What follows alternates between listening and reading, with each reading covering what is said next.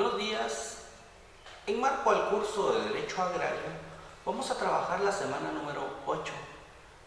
En esta ocasión el tema es Guatemala en la década de la independencia.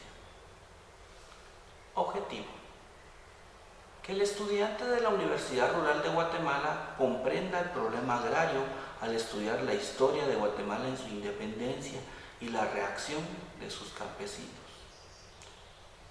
La época postcolonial.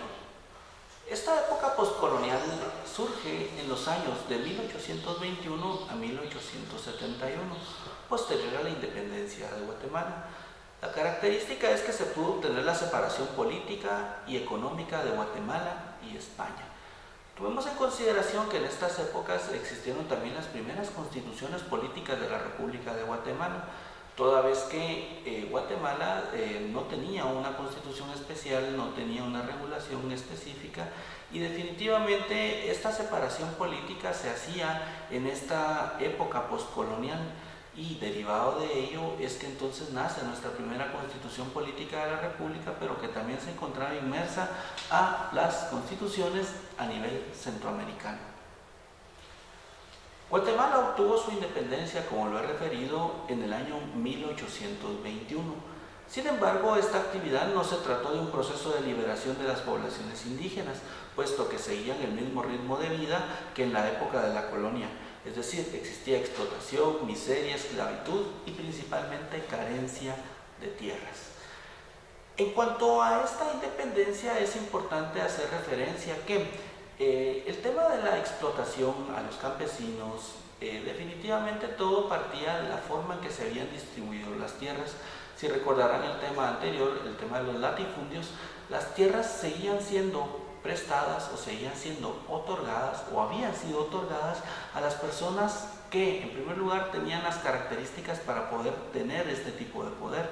Y no obstante a ello, era el campesino quien tenía que trabajar largas horas para tener salarios de poca dignidad social, y que definitivamente llegaban a considerarse de que podría existir esclavitud en favor de las personas, puesto que para obtener el salario de una persona era necesario que trabajara la esposa, los hijos, los nietos si era posible, y esto consecuentemente generaba de que toda la familia trabajaba por un solo objetivo, y ese objetivo era el salario del esposo o del cabeza de hogar. De esta cuenta entonces la carencia de tierras es algo de lo cual se vive desde la independencia, desde el año 1821. Al día de hoy aún existe carencia de tierra en los pueblos indígenas. Aún existe carencia de tierras en virtud que el Estado no ha podido establecer una forma específica y eficaz de distribuir las mismas. Carencias después de la independencia. Algunos diputados, como José Cecilio del Valle, junto con otros personajes, se convirtieron promitentes en la nueva nación y continuaron con el espíritu de Cádiz, que se propuso. Los intelectuales proveerían la tecnología, los capitalistas invertirían, los obreros trabajarían y todo el mundo aprovecharía proporcionalmente las riquezas del Estado. Sin embargo, con ello vemos que al florecer la propiedad privada en todas las partes de la nación, la prosperidad económica y la estabilidad social serían resultados naturales. De ello entonces vemos cómo definitivamente nuestras condiciones no fueron lo que oportunamente se pensaron. Nuestras condiciones reales eran distintas, y eso conllevaba entonces a esa lucha de clases, a esa lucha de intereses, que como consecuencia conllevaba a que el capitalista efectivamente invertía, pero el obrero o el trabajador no tenía un salario digno, no tenía beneficios específicos, y fue de ahí en donde empezaron a crecer estas luchas de clases o la clasificación de luchas. Y de esta cuenta, entonces, el aprovechamiento proporcional de los recursos naturales no era del todo proporcional, toda vez que el latifundio o el propietario del latifundio era quien tenía una explotación eficaz, puesto que de la comercialización de las siembras o de la agricultura tenía beneficios económicos, distinto al indígena o al campesino, que por su cuenta la explotación únicamente le servía para subsistir, no creando o no generando con esto una agricultura de carácter sostenible, es decir, continua en favor, que posteriormente generara intereses o que generara beneficios distintos al consumismo o distintos a únicamente a consumir lo producido de los recursos naturales. De esa cuenta entonces deriva la reforma agraria. Era necesaria una reforma agraria que pudiera estimular el mercado interno e incrementar la explotación agrícola sin afectar las posiciones económicas tanto de conservadores como de liberales. Entonces, ¿qué es la reforma agraria? Es el conjunto de medidas destinadas a la distribución de propiedad y uso productivo de la tierra como una política de gobierno a fin de impulsar la actividad agrícola en un país. La reforma agraria, entonces, como se ha mencionado, entonces tenía esa finalidad de que los campesinos o que todos tuviéramos acceso a poder hacer uso específico de las tierras, pero que este uso específico se iba a llevar a cabo a través de una redistribución de tierras que se iba a llevar a cabo a través de la expropiación de tierras, que no se expropiaron del todo tierras que se encontraran en producción, sino que tierras que se consideraban como poco productivas.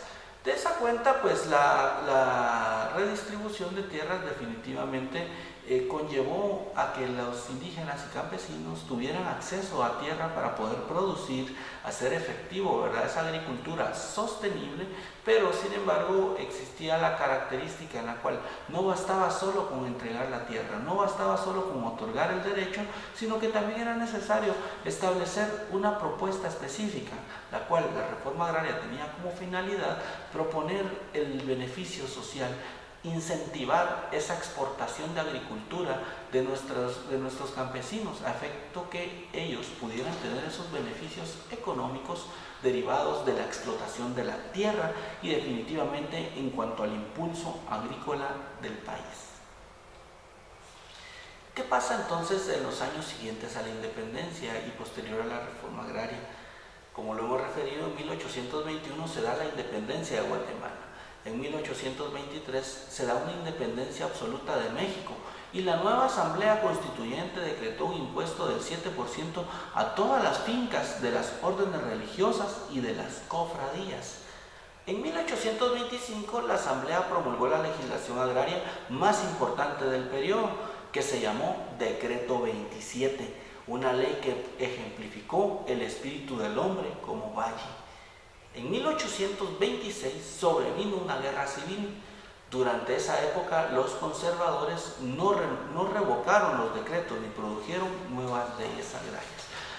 Al día de hoy, cuando establecemos lo relacionado a las reformas agrarias, podemos establecer que ni la propia Constitución Política de la República actual ha regulado lo relacionado al derecho agrario. Aún carecemos de materia agraria para regular e impulsar esa reforma agraria, para hacer valer ese derecho, el cual, como lo he referido, no ha tenido un acierto social, toda vez que se carece aún de esa legislación, de esa aplicabilidad, que ha sido una lucha antagónica de los pueblos indígenas, la cual no ha podido finalizar, porque al día de hoy aún seguimos sin legislación agraria.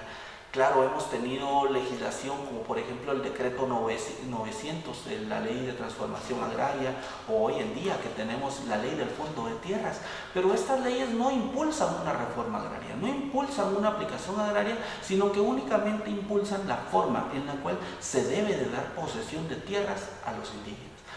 Finalmente, la Asamblea decidió que aquellos que no pudieran comprobar posesión de alguna propiedad pagarían la mitad del valor de las tierras como composición, y así la legislación agraria de 1824 hasta 1835 se había iniciado y terminado con la premisa de que la propiedad privada pudiera aumentar la producción agrícola y con la estipulación de redistribuir la tierra más equitativamente.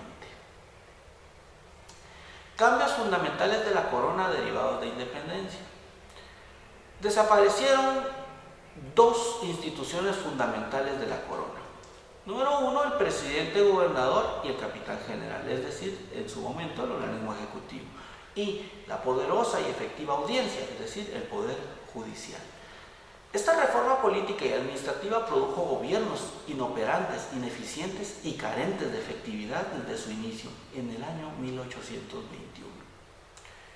Con esto entonces damos por concluida esta clase y vamos a proceder a realizar las preguntas correspondientes. Pregunta número 1. ¿Qué beneficio tenían los campesinos con la independencia? Respuesta contenida en la literal A. Ninguna. Seguían el mismo ritmo de vida que en la época de la colonia, la explotación, la miseria, la esclavitud y la carencia de tierras. B. Mejores tratos como personas y en su trabajo. C. Desde el principio se beneficiaron con tierras. La respuesta correcta, literal A. Pregunta número 2. ¿Qué es la reforma agraria? Literal A, medidas utilizadas para cuantificar la tierra que hay en un territorio. Literal B, conjunto de medidas destinadas a la redistribución, propiedad y uso productivo de la tierra. Literal C, que en política defiende o representa los intereses de los agricultores. La respuesta correcta, literal B.